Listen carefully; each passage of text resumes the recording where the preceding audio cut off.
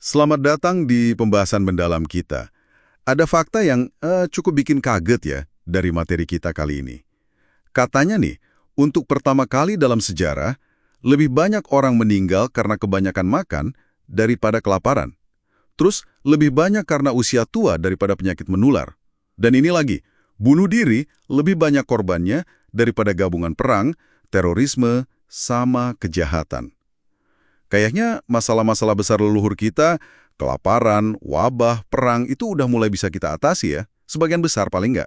Betul, betul. Sumber kita, terutama pemikiran dari Yuval Noah Harari di Homo Deus, itu menekankan banget titik balik ini.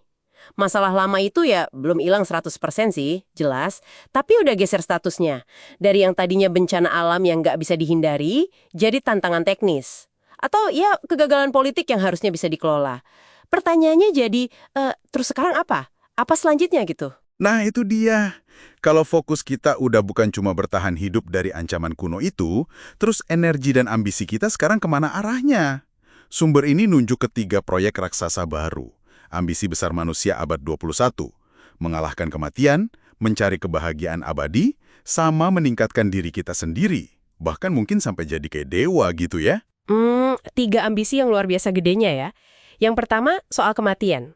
Ini nih mulai dilihat bukan sebagai takdir metafisik yang harus diterima, tapi lebih kayak, ya masalah teknis. Masalah teknis yang tinggal nunggu solusi teknisnya aja. Sumbernya nyebut prediksi optimis, ada tuh dari Kurzweil sama De Grey.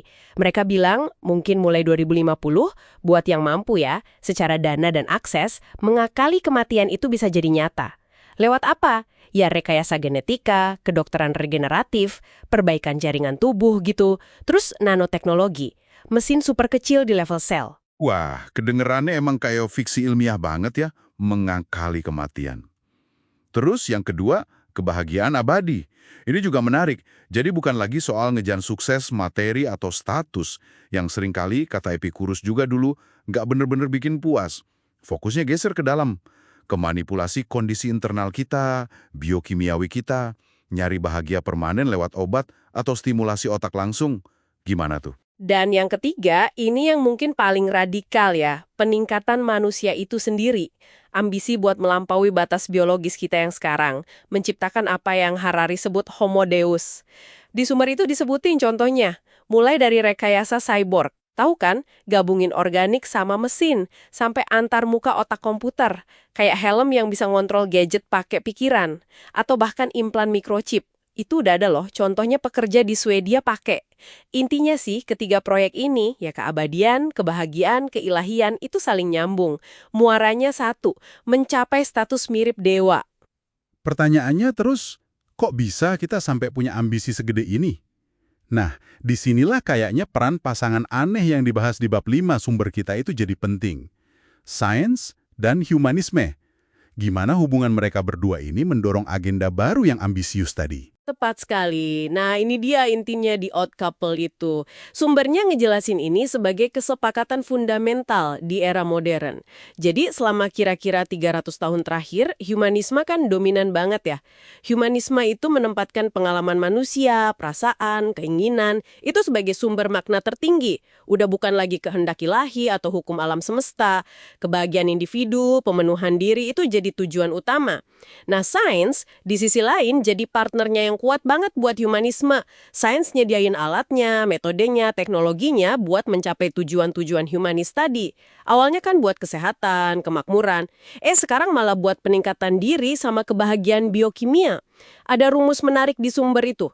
Pengetahuan sama dengan pengalaman kali sensitivitas. Humanisme mengagungkan pengalaman, sains mempertajam sensitivitas kita buat memahami dan ya memanipulasi pengalaman itu. Oke, jadi humanisme kasih arahnya gitu ya, apa yang penting, terus sains kasih kekuatannya, gimana cara mencapainya. Nah, kesepakatan ini yang melahirkan keyakinan modern kita sama pertumbuhan tanpa henti. Ekonomi, teknologi itu dianggap jalan ke surga dunia versi humanis.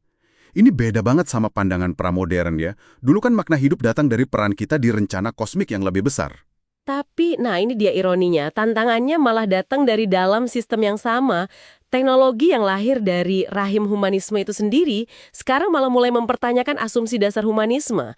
Contoh paling jelas soal kehendak bebas, free will. Sumber kita menyoroti gimana ilmu hayat modern nunjukin kalau apa yang kita anggap pilihan bebas itu mungkin cuma hasil proses biokimia di otak.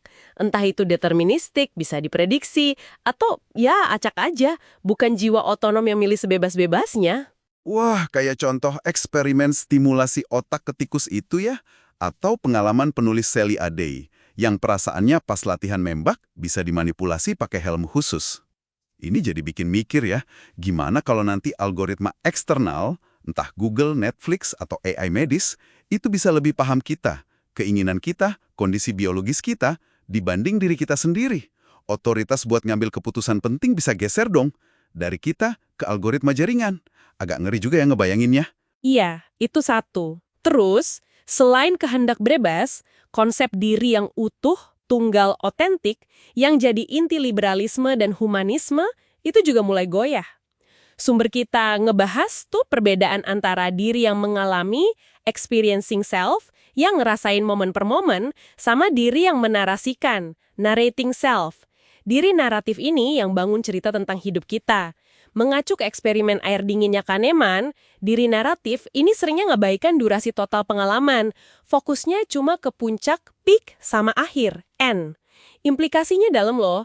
Ingatan kita, bahkan rasa puas kita sama hidup, mungkin lebih didasarkan sama cerita yang kita bikin, bukan pengalaman aktualnya. Cerita ini memang ngasih makna, tapi bisa jadi ilusi yang bias. Jadi diri kita itu mungkin nggak seutuh atau seotentik yang kita kira selama ini ya? Rumit juga ya.